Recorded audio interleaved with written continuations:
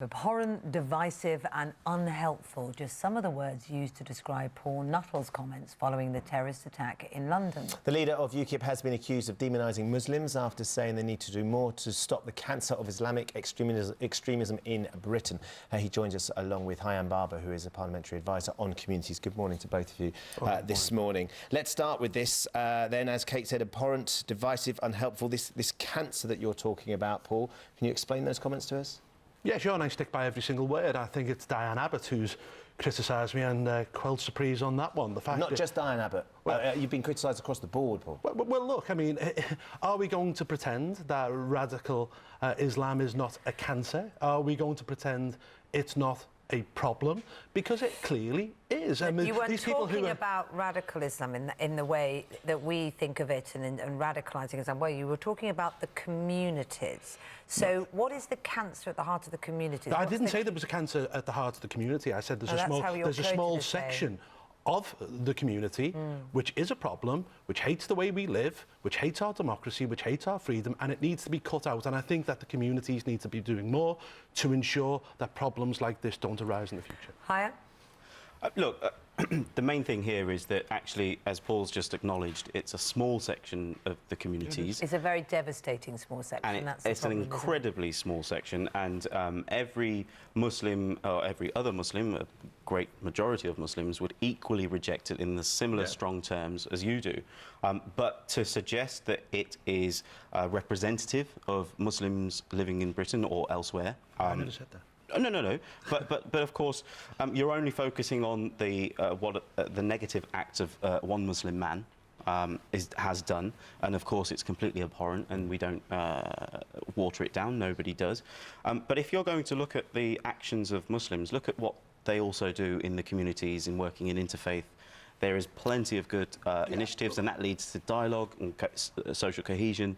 And you can't neglect that. If you're going to look at the acts of a few, you've got to look at the acts of everybody else and see, actually, on balance, how they do. Undoubtedly, I think, Paul, one of the things is Theresa May has called for unity between the faiths. So if you come out and you use terms like cancer at the heart of Muslim communities that needs to be extracted, things like that are already going to be inflammatory, and they are going to cause problems, and they're going to seem divisive. Yeah, look, you know, we do want interfaith peace. We do want people to come together. You know, we are a diverse community and something we should celebrate. But we can't get away from the fact that there is a small number of people within the Muslim communities who want to do us harm, who dislike the way we live, who don't like this country at all. And, you know, we can make the argument that some of this has been our own fault because of our crazy foreign policy since the beginning of the century, which has helped radicalise people. But at the same time, you know, there is a problem there. And to pretend that there isn't, quite frankly, is either stupid or dangerous.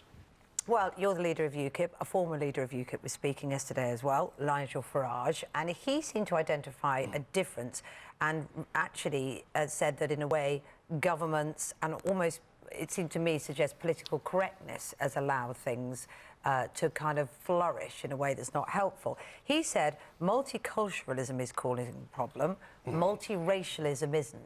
What does he mean by that? Well, the idea around multiculturalism is that different parts of the community can live separately and never really integrate. And look, Dame Casey's report made some fantastic points how we're not integrating quick enough in our society at the moment. And if you look, for example, you know, over 20% of Muslim women in Britain don't speak English to any good level. You know, we have a problem with integration, and that actually goes back to numbers in terms of the amount of people coming to the country, because it's bad for community cohesion and it doesn't allow people to integrate quickly enough. Well, let's put that to Hyatt. So, you know, nobody wants to blame the millions and millions of wonderful Muslims living alongside us, around us, friends of ours, all of that. No one wants to blame that.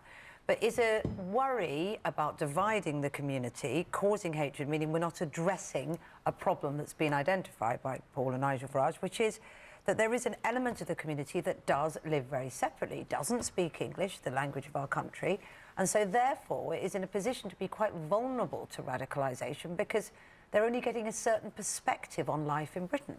I think that's problematic, because to suggest that a community or a group of people that might only speak one language or have one point of view are therefore more prone to a particular ideology. Look, at the end of the day, these are still But is it wrong to have communities not speaking English? This is what Paul's getting at. I think people like Paul and Nigel believe that there is something fundamentally wrong about a community within a country that doesn't speak English, doesn't mix with other members of the country. Do you feel that's right or wrong?